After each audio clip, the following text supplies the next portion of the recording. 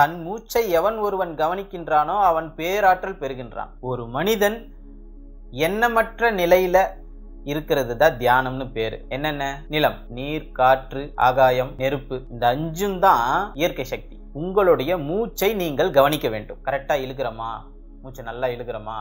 Okay, right, நல்லா இழுக்கிறோம். அவ்வளவுதான். அந்த இயற்கையோட பெரும் சக்தியை பெறுறதுக்கு எல்லா ஆற்றலும் வந்துடும். இந்த கோயிலுக்கு போறாங்க, எதுக்காக போறாங்க? எல்லாமே அந்த ஒரு சக்தி, இயற்கை சக்தி நமக்கு வேணும்.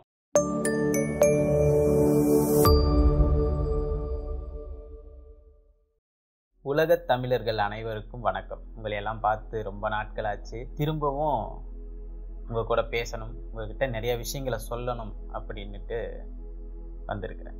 இதுக்கு முன்னாடி நிறைய வீடியோக்குள்ள நான் பண்ணியிருக்கேன், நீங்க பார்த்துருப்பீங்க.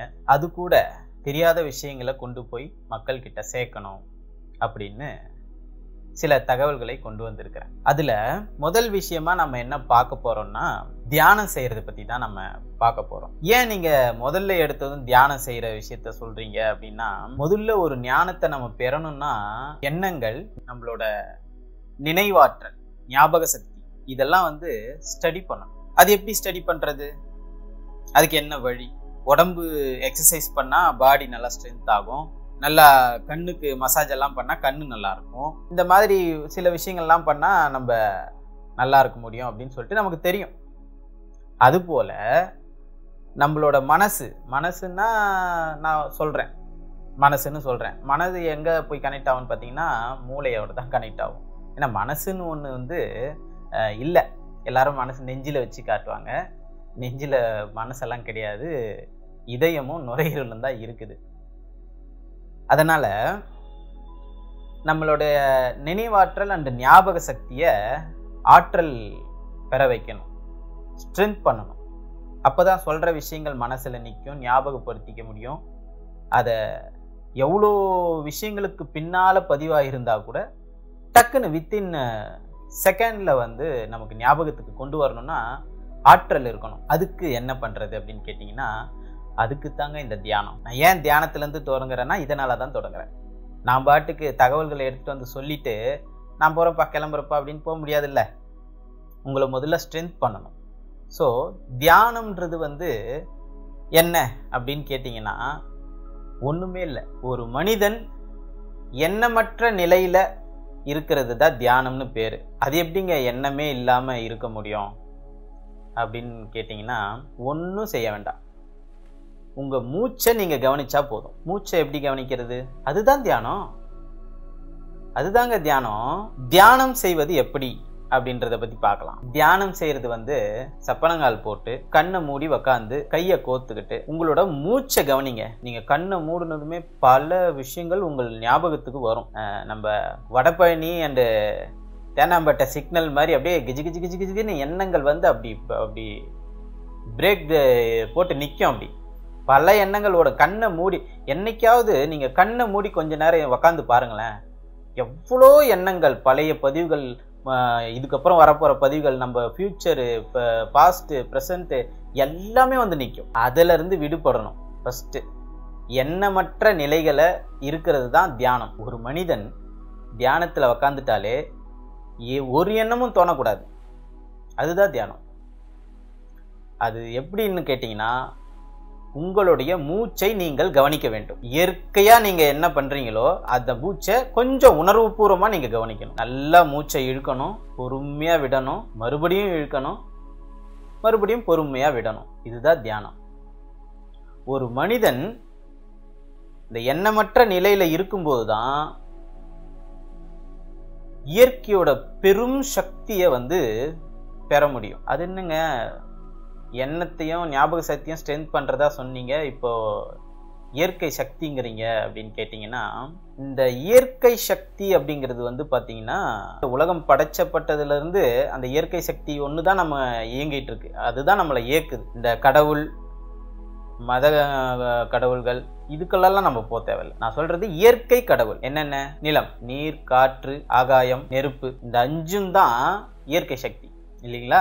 இந்த இயற்கை சக்தி எப்படி பெறதுன்னு கேட்டீங்கன்னா, நம்மளோட மனசு, அதாவது எண்ணங்கள் வெறுமையாகிட்டா, வெறுமைன்னா காலி ஆயிட்டா நம்ம இயற்கை சக்தியை நெருங்கிடுவோம்னு அர்த்தம். ஒரு மனிதன் தியான நிலையில எண்ணமற்ற நிலைக்கு போயிட்டான்னா அந்த இயற்கையோட பெரும் சக்தியை பெறுறதுக்கு எல்லா ஆற்றலும் வந்துடும். அதுக்கு முக்கிய பங்கு வகிக்கிறது எதுன்னு பார்த்தீங்கன்னா இந்த தியானம் தான். இந்த தியானத்தை எப்படி பண்றது? இப்போ நிறைய பேர் கேட்குறாங்க, நான் வீட்டில் தனியாக இருக்கும் போது பண்ணலான்னு பார்த்தேன், வீட்டில் ஆட்கள் இருக்காங்க.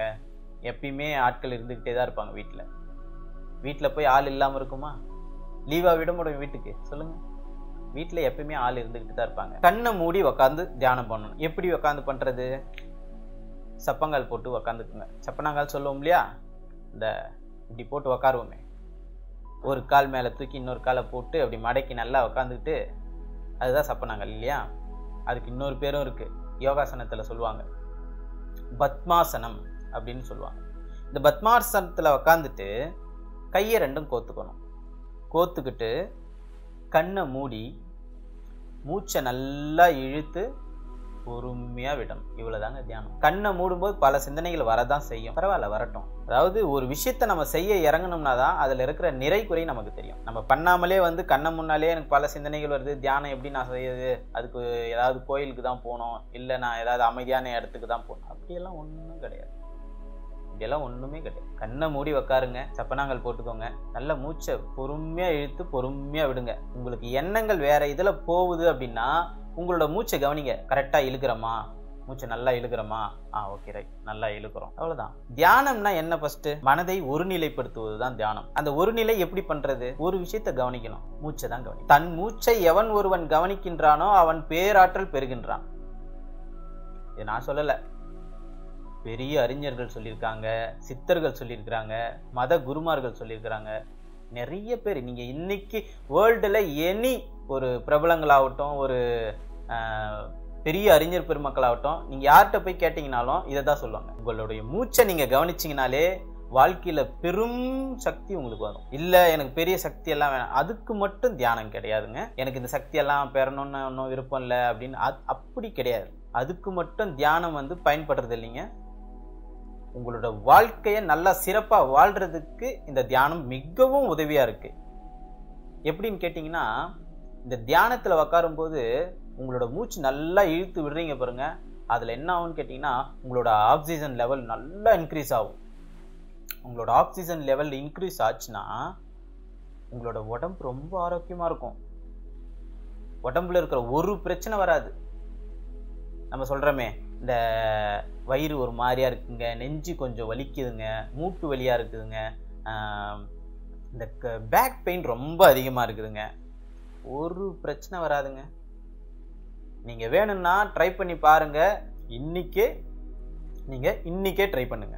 நான் சொல்றது நடக்குதா இல்லையான்னு மட்டும் பாருங்க. நம்ம உடம்பு நல்லா இருக்கும், மனது ஆரோக்கியமா இருக்கும். மனது ஆரோக்கியமா இருந்துச்சுனாலே பல பிரச்சனைகள் தடுக்கப்படும். மனது ஆரோக்கியமா இருக்கணும்னா உடம்புக்கு தேவையான ஆக்சிஜன் கண்டிப்பா கிடைக்கணும். அதுக்கு தான் காலையில எழுந்துச்சு எல்லாருமே வாக்கிங் போறாங்க, இந்த கோயிலுக்கு போறாங்க.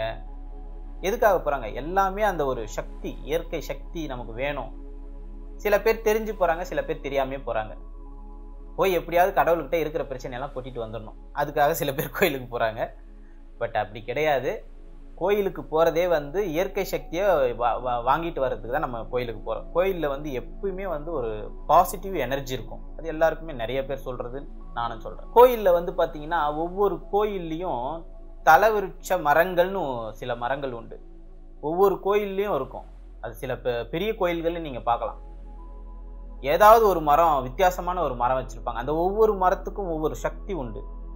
நான் நார்மலா தெரிஞ்ச மரத்தை சொல்றேன். அரச மரம், வேப்ப மரம், அப்புறமா சில இடத்துல பாத்தீங்கன்னா ஆலமரம் இருக்கும். இந்த அரச மரமும் ஆலமரமும் ரொம்ப பவர்ஃபுல். ஏன் சொல்றேன்னா, நான் சொன்னேன் இல்லைங்களா, தியானம் பண்றதுக்கு ஆக்சிஜன் வேணும் அப்படின்ட்டு.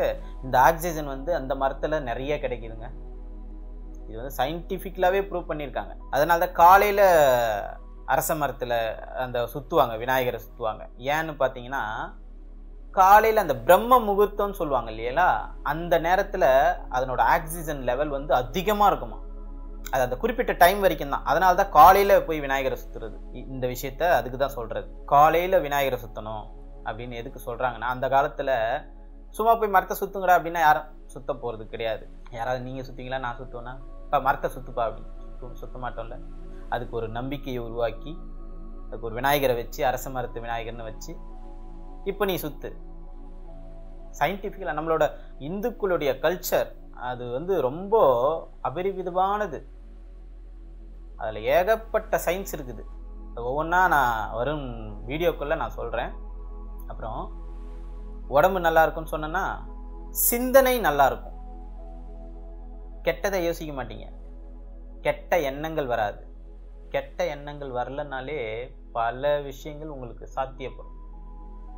வாழ்க்கையில வெற்றி பெறணுமா, வெற்றி பெறுவீங்க. வீடு வாங்கணுமா, வீடு வாங்குவீங்க. நிலம் வாங்கணுமா, நிலம் வாங்குவீங்க. இது எப்படிங்க நான் நல்லது நினைச்சா வந்துடுவேன்? நடக்கும். இயற்கை சக்தியே அதுதானே. இயற்கை சக்தியே அதான். நீங்க என்ன நினைக்கிறீங்களோ அதை உங்ககிட்ட கொண்டு வந்து சேர்க்கறது தான் இயற்கையோட சக்தி. இது நீங்க எங்க வேணாலும் போய் யார்கிட்ட வேணாலும் கேட்டு பாருங்க, இயற்கை சக்தியை பத்தி ஏதாச்சும் ஒண்ணு சொல்லுவாங்க. ஏன்னா இயற்கைக்கு அவ்வளவு சக்தி. ஏன்னா நம்மளை படைச்சதே இயற்கை தானே. நம்மளை படைச்சதே இயற்கை தான். அதனாலதான் சொல்றேன், நம்ம சிந்தனைகள் நல்லா இருக்கும். சிந்தனைகள் நல்லா இருந்ததுன்னா நம்மளோட வாழ்க்கை மேலோங்கி இருக்கும். நம்மளோட வாழ்க்கை மேலோங்கி இருக்கும்.